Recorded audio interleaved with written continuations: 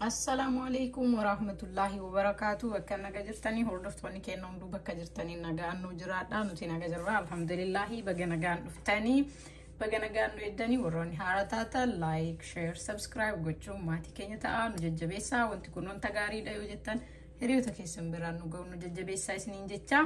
Hadha wanti nan qabadheetu tokko like pasta specially akkaataa itti hojjennu yookiin immoo pasta kuduraa muduraa wajjin akkamitti akka hojjennu qabadhee dhufee.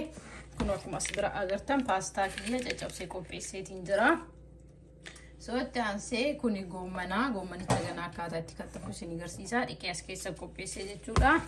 Itti aansee kuni shunkurtii kana ni beektu jedhee yaada. Like shunkurtii alaan galeedha maqaan isaa. Itti aansee as biratti kuni shunkurtii adiidha. Cinaan isaatu nagaa jedheeti. Asitti immoo kun qullubbiidha. Asitti kun inqola killee fi timaatima isa tokko nagaa jedheeti. Kun immoo ka agartan sooqiddaa. Itti aansee ka agartan qullubbii daakkamaa daakuu isaati. So kun asitti kun barbareedha.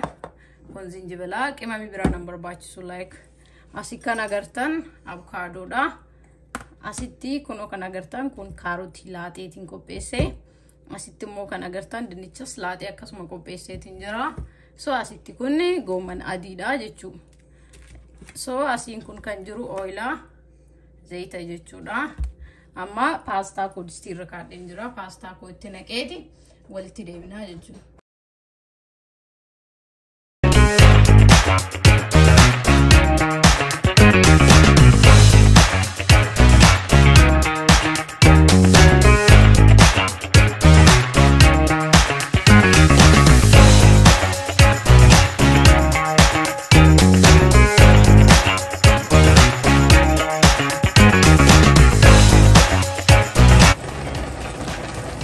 Oke, kuno pasta kia gaya jera sama shunkurtii duratti qopheessine san irra goona.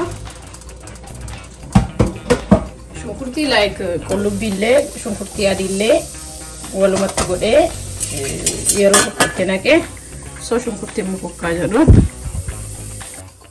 Oke, aga shunkurtiin keenya nu godhutti timaatima godhattisan kattafnee qopheessinaati. Wantoota kaawwa qopheessina like timaatimii ammoo qopheessuu waan barbaadu. Oke, kuno timatima itti naqee jira. So amma timatima eegatti naqnee oila durattisan itti goona. Inni qulaallaan jechuun akkuma kaawwaniifitti. Egaa zayita itti goone booddee waliin dhoofnee maal goona ashaboo itti goona jechuun soogidda dura qopheessine isaanii.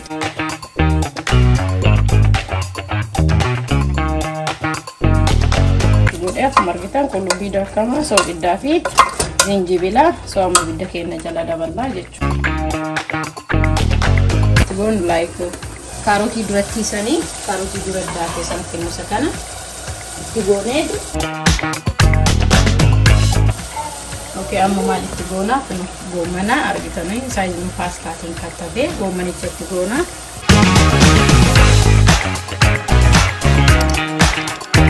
Egaa goomanichi akkana ta'e booddee maal goona dinnichaa duba qopheessine san itti nannaa jechuudha. Okay. Kan booda maal goona like dinnichaa kennaa daqiiqa muraasa tureera raabsisnee kun akkuma agartan amma maal goona bishaan xiqqoo buusna like kun akkana waliin dhoofne ittiin guddisnu. Egaa akkana ta'e daqiiqa muraasa waliin tursiisnee booda amma bishaan itti goone bishaan ittiin goone jalqabarra.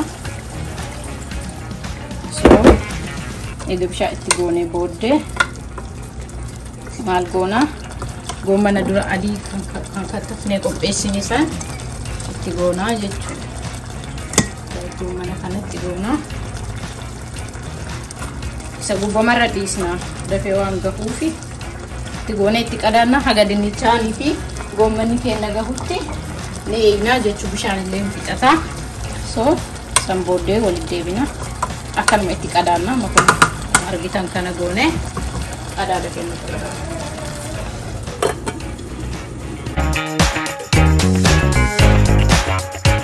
So amma gahee jira garuu bishaan aga fixatuuf ni waan ta'eef bishaan fixachiisuuf hin eega ibidda jala qannasee gas waan hojjennu isin agarsiisa.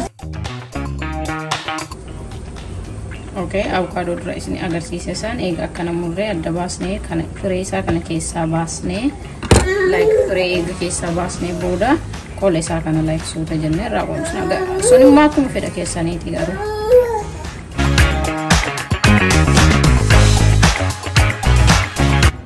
Okay, avocado eega qopheessanii booda amma maal goona killee durattiisan qixxaa killee hedduu deemna jechuun like oilitti goona. Madoshaatti baay'ee xiqqoo kan taate fayyadamu madoshaas biratti.